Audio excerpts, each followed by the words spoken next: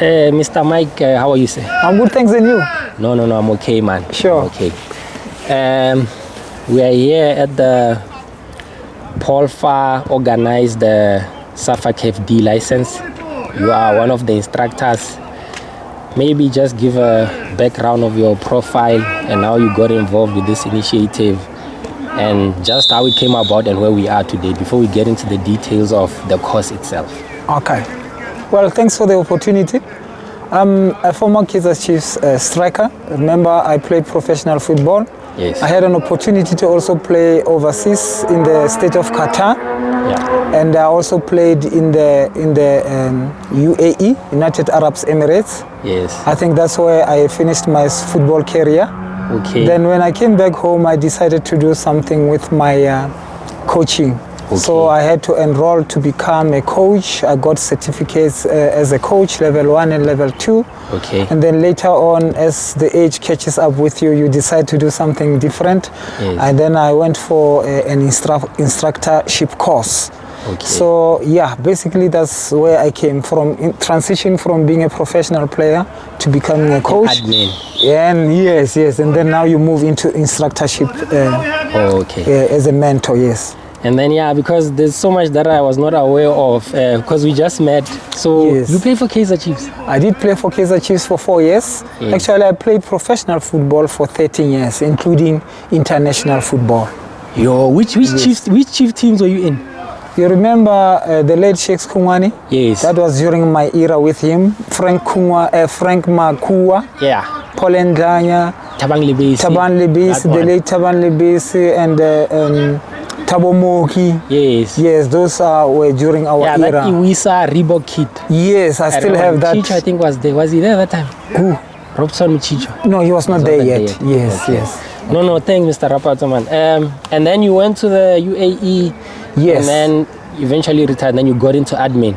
I played for 1 year in the Kalba Cultural Club in the UAE. Okay. And then a scout from state of Qatar came there. Yes. And then they sold me to Al Wakra in Doha. So that's where I finished my soccer career. I still have the ITC. Yes. International clearance certificate from Al Wakra. It's still there at home because when I came back home, I couldn't continue with my football, professional football. I retired. I wish I had prepared more. That's so interesting. I was not aware of. But I think we'll do another interview to cover all of that. But for now, maybe let's get into the course. Yeah. So this is a KFD. I believe it's the lowest level out of the 4 levels that SAFA has. Maybe in terms of the content, what are the groupings that it tries to cover? I know maybe there's nutrition, let's go through that broad. Well, with the D license, we're looking at participants improving on working with the 3 different age groups. Okay. The under 6 to 8 age group. Yeah. We refer to it as fundamental of movement. Fundamentals of movement. Yes, this age group is not aware of what they want to do in life. They don't even care whether they are playing football or not.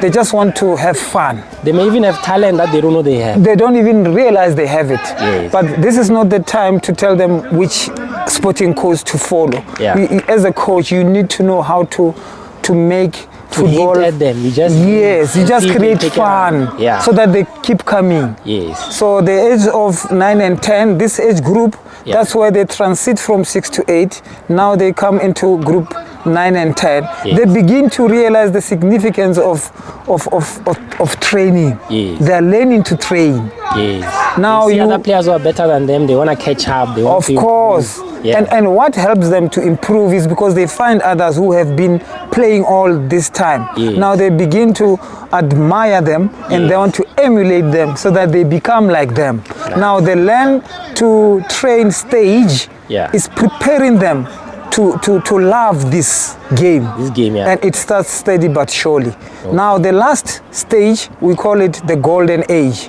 which is the under 11 and 13. Okay. This is where now players begin to realize that they are there to play and win.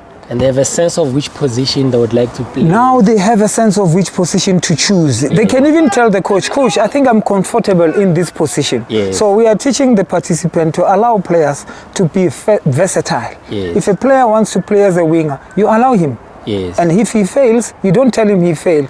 So we're preparing the coaches to deal with different age groups and motivate them and encourage them. So the golden age is different because that is where you begin to introduce tactics.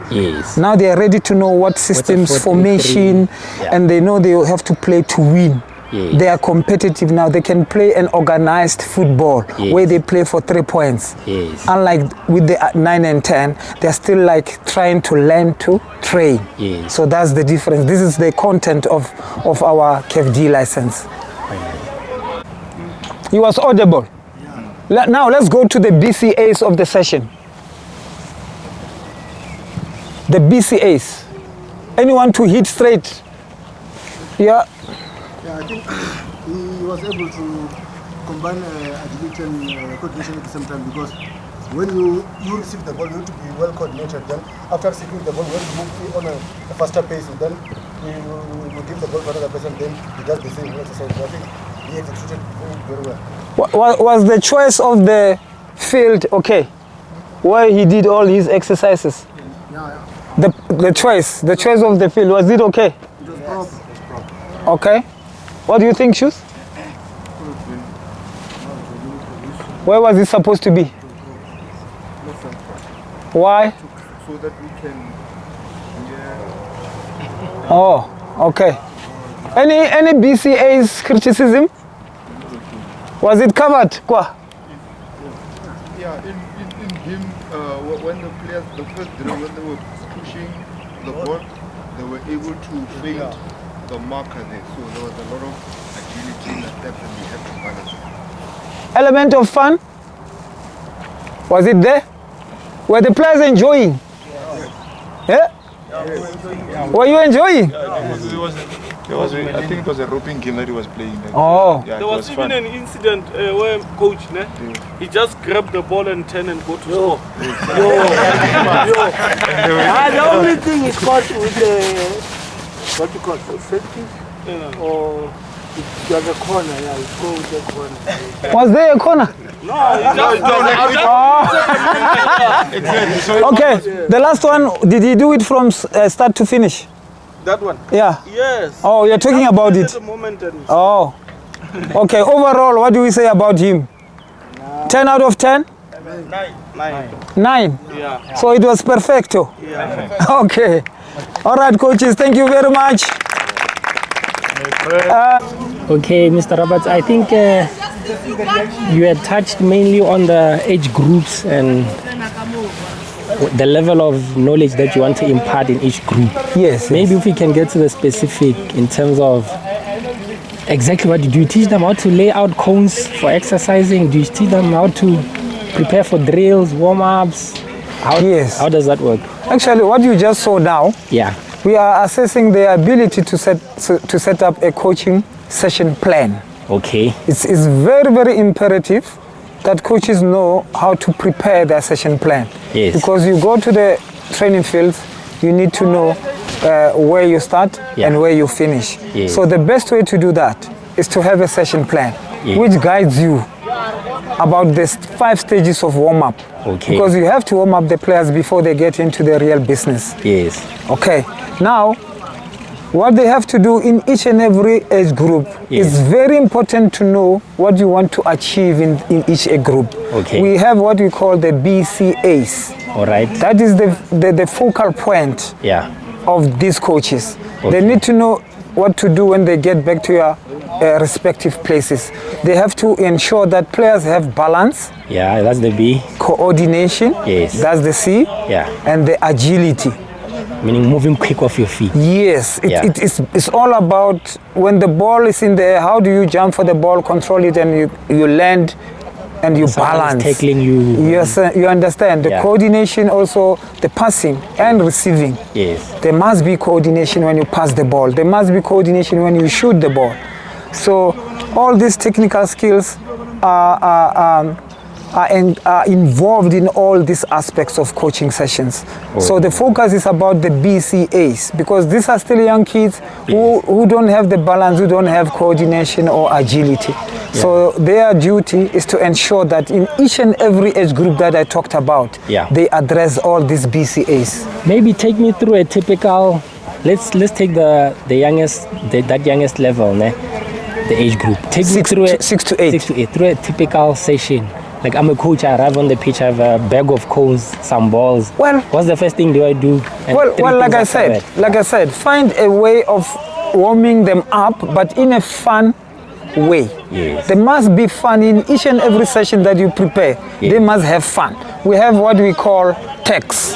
Yes. Players may put their beeps, all of them. Maybe you put 8 players in one grid, 20 by 30. They all get inside there, put their beeps at the back. Yes. Each player can have the ball on his foot. You instruct them to move around and dribble around. And while they do that, they must be able to kick the ball away from the opponent. He must keep his and then kick the other one's ball away. Oh, yeah, I see. You understand? While he does protect his ball, he must protect his, but kick the other one away and be able to defend his ball from another person who can come and kick his away. So there is 3 aspects of BCAs involved. Okay. When you kick the other one ball away, that is coordination.